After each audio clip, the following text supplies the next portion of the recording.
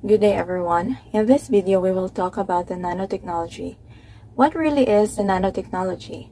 Nanotechnology involves the manipulation of matter on a molecular and atomic scale about 1 to 100 nanometers.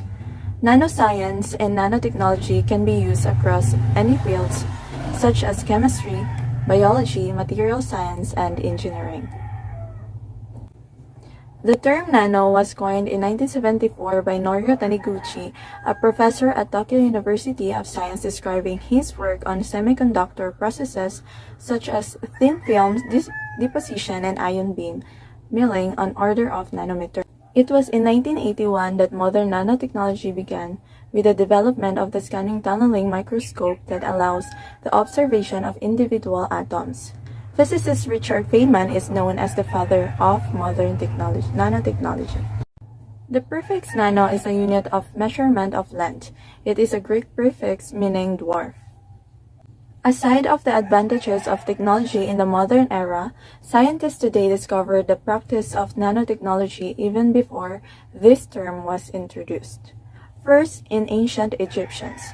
The picture below shows that the fermentation process at the nano level. They are making bread, wine, beer, cheese, and other foodstuffs.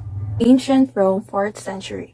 The Corgus cup contains nanoparticles of silver gold with 50 to 100 nanometer in diameter, as revealed through the use of transmission electron microscope or TEM and X-ray analysis in 1990.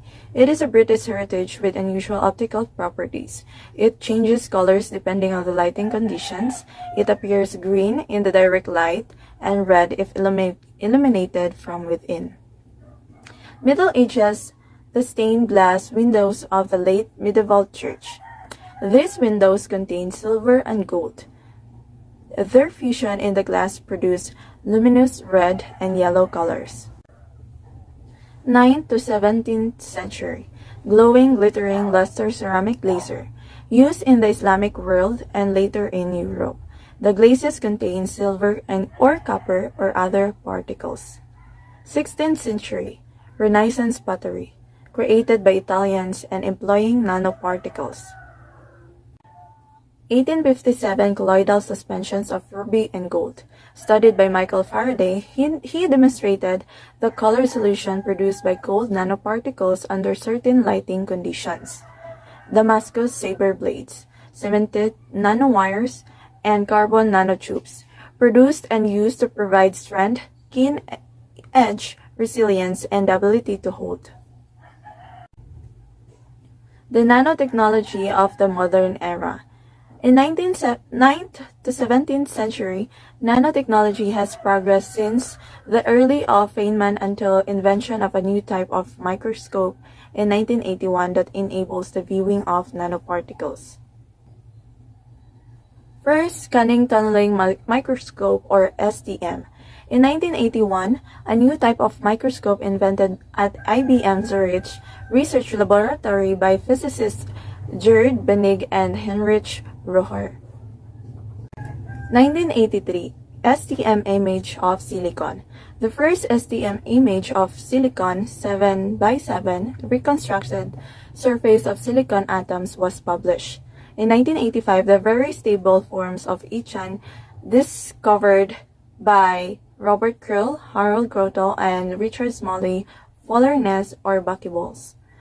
In 1986, atomic force microscope AFM and scanning probes microscope or SPM Bennig and Roher received the Nobel Prize in Physics for their design of the STM, which leads to the development of AFM and SPM.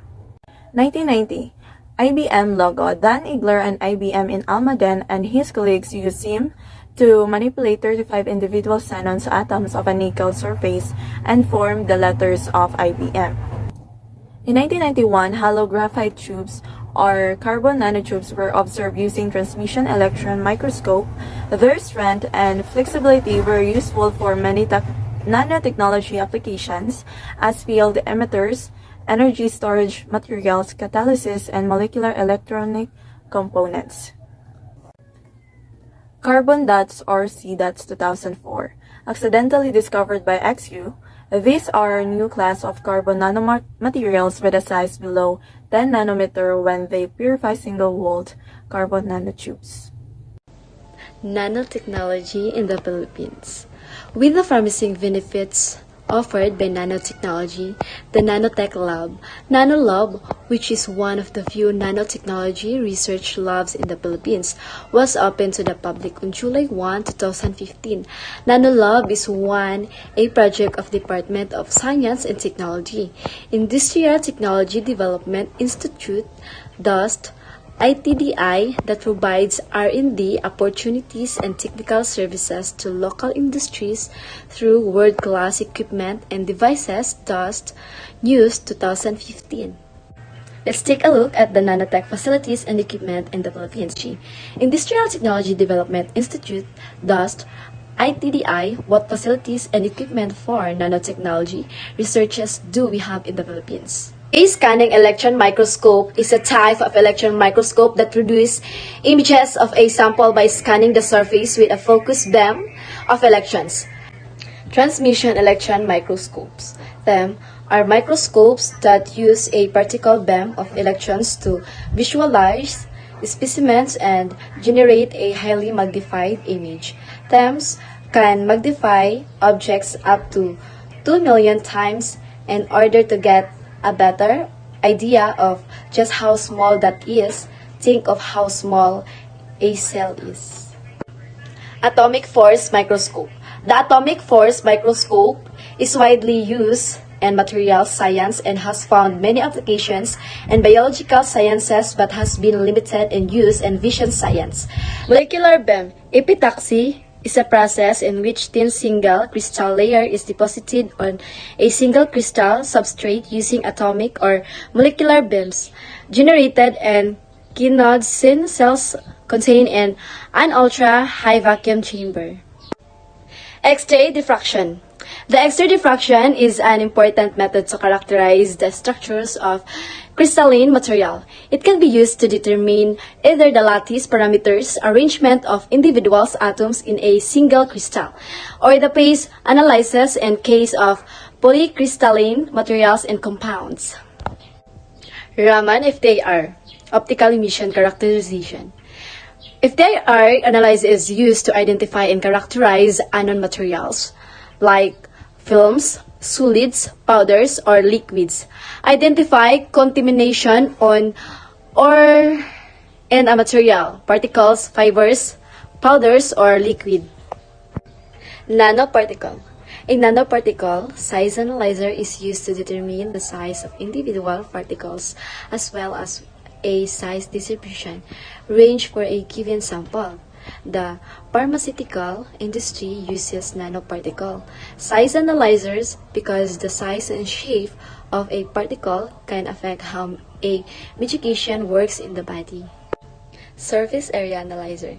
The surface area analyzer helps researchers obtain the area or pore size of surfaces on samples as diverse as pharmaceutical and active carbon by measuring their gas sorption or capabilities. Samples are placed in a cell chamber and are cleaned through the application of heat, vacuum, and flowing inert gas. Nanotechnology in the Philippines. The Department of Science and Technology DOST of the Philippines with an interdisciplinary group consisting of 14 local scientists craft the Nanotechnology Roadmap of the Philippines in 2008. They read 2010. First is water treatment and purification. Water purification is a process by which undesired chemical compounds, organic and inorganic materials, or biological contaminants are removed from water. The purification procedure reduces the concentration of contaminants such as suspended particles, parasites, bacteria, algae, viruses, and fungi. Second is environmental remediation.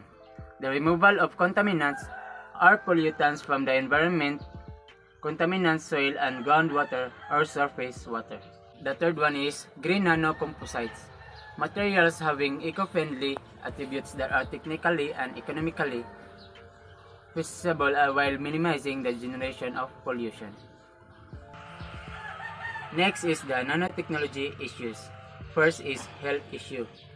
Health issue occurs when the normal metabolism of the body were altered due to pollutant, pathogen or other means that cause health problem which are considered as disease. Sometimes these issues could be genetic, in which the patient might inherit the disease causing gone from their parents. Second is environment issue.